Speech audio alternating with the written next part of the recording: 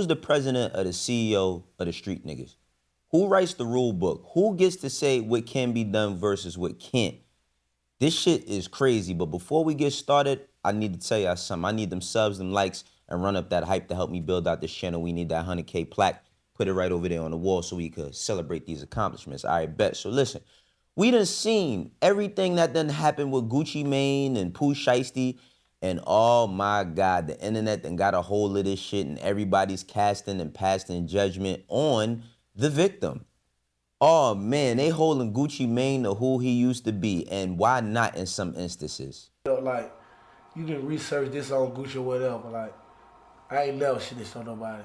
There ain't a lot of people to come to me with that in my whole life since I was a little boy. You know what I'm saying? Even when I forget a lot of those sometimes say, I have never shit this on nobody. I've never wrote a statement on one, and I never will. That's how I feel. Cause I'm a true G. I never snitch on a nigga. Where we from, we won't do that. For real, this used to allow us all to say, well, niggas I fuck with my crew, we don't do that. We don't snitch on niggas. We stand down for ourselves. Like, if I gotta go, I'm gonna go. I done went before. I don't want to snitch on a nigga to save my nobody's life, not even my own. I die. A lot of niggas want to hold Gucci Mane to that moment right there and other moments when he rapped about not snitching and all of these different things. But Gucci Mane also made a book called Episodes where he said back in them times, he was out of his mind. He was on drugs. He was not thinking clearly or none of that. Now, look, I'm not disputing the fact that if you stand on all of that street shit, then people expect you to be like that. But how long? Is it forever?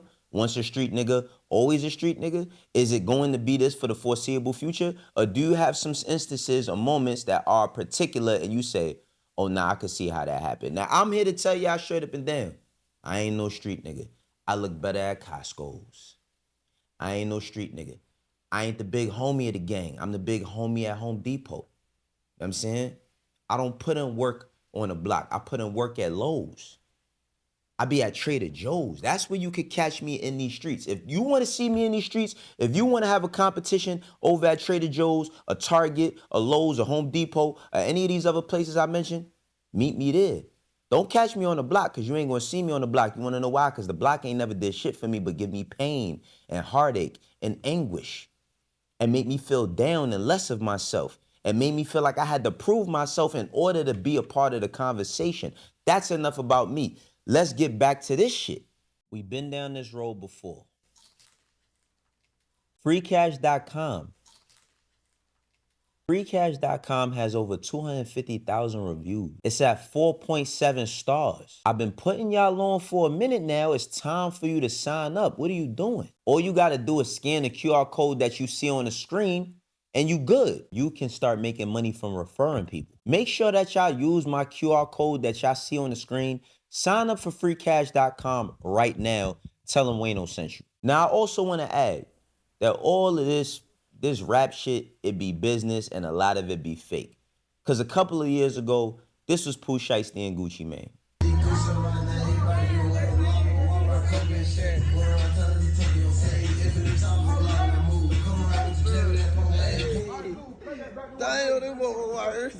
That shit gonna drop you down.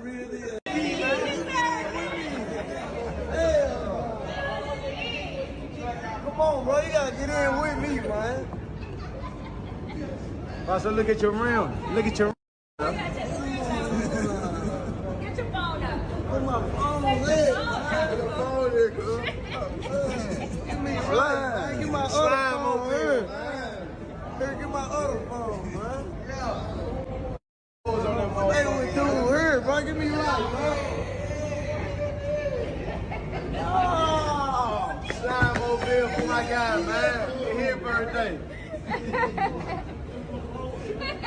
Now, I see people empathizing with Pooh Shiesty like, oh, man, he come from a rough environment. Oh, man, he might have not known no better. Nigga, we all come from rough environments. That ain't no excuse. His hit record is called Back in Blood. Do you think he would do anything differently? Put that in perspective for a second. My grandma told me cut the grass. She don't know that I'm the biggest snake. Put that into perspective for a moment and then assess and ask, what are we talking about? Now, yeah, you could look at Gucci Mane as who he once was, right? Or he was this nigga, he was he lived by these codes and he lived by this and the code, and the streets, and the rules and rules and rules. And when does it become exhausting? Gucci Mane had transitioned and grew out of who he once was and started acting differently, started saying that he was no longer on drugs. You know what I mean? Stopped doing a lot of the things that he was doing, the bad habits that kept him in a certain space. And people were saluting that. I feel like people backed off of his music, and that's the craziest thing about this hip hop shit, is that when a person is trying to better themselves and they're doing righteous things or what could be deemed as righteous, people want to put them down. But at the point when a nigga's just ignorant all day, they standing on business. And what business did this nigga Pooh Shiesty actually stand on? Williams Jr. arranged this meeting purportedly to discuss the terms of his recording contract with one of the victims. As alleged, once these three men were inside the recording studio, Williams Jr. and 8 co-conspirators, several of whom traveled from Memphis, Tennessee, executed a coordinated armed takeover. As alleged, Williams Jr. produced an AK-style pistol and forced one of the victims to sign a release from the recording contract at gunpoint. The remaining conspirators displayed firearms and robbed the other victims of Rolex watches, jewelry, cash, and other high-value items. One of the victims was actually choked by one of the defendants to the point of near unconsciousness. Defendant Wright barricaded the studio door with his body to prevent the victims from escaping. The ringleader of... Now let's talk about what actually happened that day. Keep in mind, the niggas that he bought, nobody once, and I said this yesterday, I said today, nobody once said, yo, this might be a bad idea, including his pops. Now what happened was they went there, they were supposed to record and talk some business. Pooh pulls him to the other room. These niggas done wrote their own contract. They done wrote their own contract and brought it to the studio. They get into an argument. Pooh asks for the bag. The bag comes, he ups the ham on him. Now, once he does that, now it's on. Now y'all at the point of no return. Gucci had people who was with him that was professionals. On top of all of that, Gucci Mane's security guard was a former police officer, which now everybody got a problem with. I'm just like, yo, none of this don't make no sense. They couldn't have asked for a worse scenario, but here them niggas is.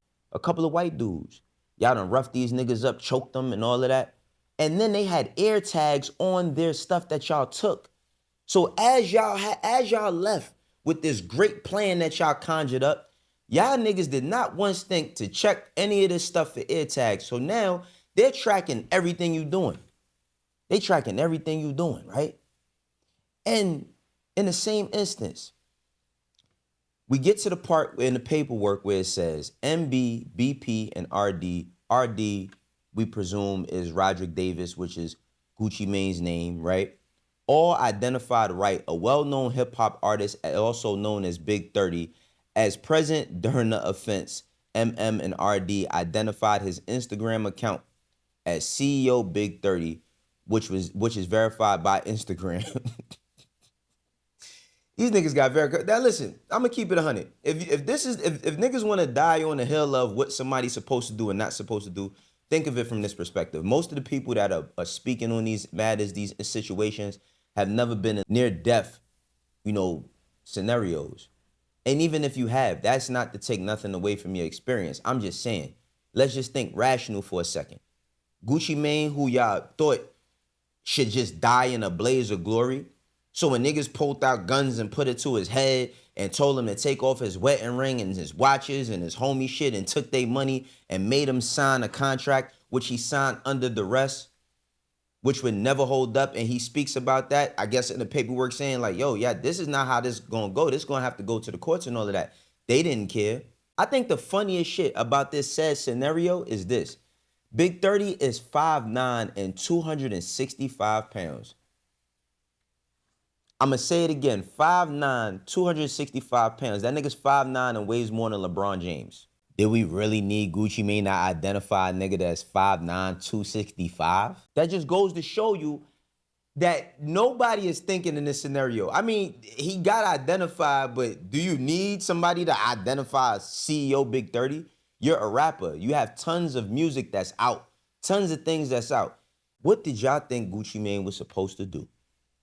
Y'all thought that he was supposed to say, nah, y'all niggas ain't gonna do me like this.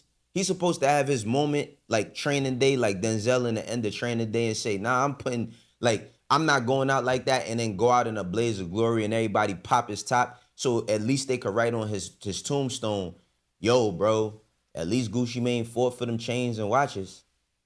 He was a real nigga. That's why I said, yo, we gotta contact the CEO of the street niggas so we could get a breakdown or the bylaws as to what you can and cannot do. Because they hold him to who he was 20-something years ago. And yeah, let's not skip over the fact that this nigga was standing on the fact of, yo, he would rather die than tell and all of that. And that's how he felt at that time. But this is a very particular scenario. I don't think we've ever seen nothing like this before. You hear stories, you see movies and all that, but this is not no game. This is a serious situation. And at the point where we done seen these videos where, you know, it seemed as if they was close at one point in time and now they not no more, Gucci Mane was giving him money, paying him, putting him in a position, they was wearing each other's chains, trading cars, all types of shit. And now we in a position where, what do you expect? Y'all expect Gucci Mane to be like, nah, nothing happened. Nobody did nothing to me. Bro, if he denounced all of that street shit, I just don't understand why sometimes the streets don't understand it. Because in the streets, niggas is talking about every day, yo, man, I wish I ain't have to do none of this. I wouldn't be doing none of this. Because the risk ain't worth the reward. And we see that here. Pooh Shiesty is potentially looking at life in prison. Do you feel sorry for him? I know I don't. I don't feel sorry for rich niggas that make bad decisions. And I'm not speaking from a place of a person that's never made a bad decision. I made plenty of bad decisions in my life.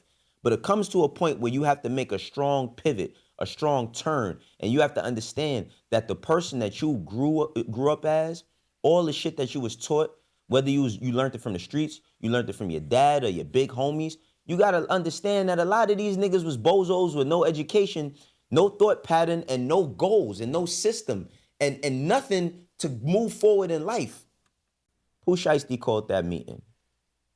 Gucci Mane got himself up that day, him and his people, caught flights, got themselves together, went to the studio to meet. Get there, they supposed to record, they don't record, ask him to come to his, you know what I mean, to pull up, let him holler at him. You know what I'm saying? And then they end up in this. And I just don't understand what Gucci could have done differently in this instance. Now, yeah, we ain't gonna sit here in front. On paper, it looks crazy, right? It looks crazy, but you gotta ask yourself, like, how is he supposed to handle this, right? Or how would this be handled? All these different people involved. This shit is wild. Let's not, it's wild. It's really crazy. Do y'all remember when Gucci Mane said that he was getting rid of everybody but Pooh Shiesty and Fujiano? Listen, I wanted to make this announcement on 10/17 yesterday, but I just seen like my statement, my P&L with all my artists. You know, it's almost like a whole bunch of shakeup and it's a whole show in the industry right now. But when I look at my P&L and me being a businessman, I think that I'm gonna have to release almost all my artists except for Pooh Shiesty and Fujiano. This is a decision I didn't want to make. I thought about it. You know what I'm saying? I could keep all of them under the contract. But I said, hey, let's just make the unselfish decision and, let them take their talents elsewhere. So today, you know what I'm saying, I already reached out to all of my artists, you know what I'm saying, to their lawyers and whatever, and let them know that they're free to take their talents elsewhere. And I'm still looking for new talent to pair up with, you know what I'm saying, Pooh and Fu, and that's where I'm going to put my focus. And I just wish them the best. And I just want to let everybody know that because, hey, that's where we at. Who knew that decision? Who knew that when Gucci Mane said, yo, I'm going to keep Fujiano and Pooh, which Fujiano is still locked up right now. You know what I mean? The more promising talents, the ones that was actually making money, that it was going to go like this. Now, I'm going to keep it 100, man. You going to have your stance, whomever you is. If you in the streets and you want to die in the streets and that's your mentality and that's what you want to keep and you don't want to evolve, you don't want to grow out of that, everything I said just now was some dumb shit. How could I? I'm sympathizing with rats and this and that and the third. But then I asked the other people, the ones who think rationally, how would you feel if you went through a traumatic scenario like that? You had a gun pointed to your face and your head. You know what I'm saying? From a person that you believed in, a person that you might have invested money in and time. Let's not just forget let's not just talk about the money, time. A person that you took time to help build because you might see some of yourself in them. Gucci Mane and a lot of people in the music industry got what they call broken wing syndrome, feeling the need to feel like you can fix things that can't be fixed. Evidently, this nigga Pooh Shiesty is somebody who couldn't be helped. He could not be helped because at that point, he could have done anything but what he did. Now, of course, there's people saying, oh, but what if he could beat it and all? Brother, listen, they got camera, y'all know niggas is dumb. First thing they did was run to the internet with the jewelry. Come on, bro. I seen one of them, they call it the Dark Knight Rolex. You know what I'm saying? They call it the Dark Knight. You got a nigga that ain't never had his first Rolex is the Dark Knight joint? Nah, man, come on.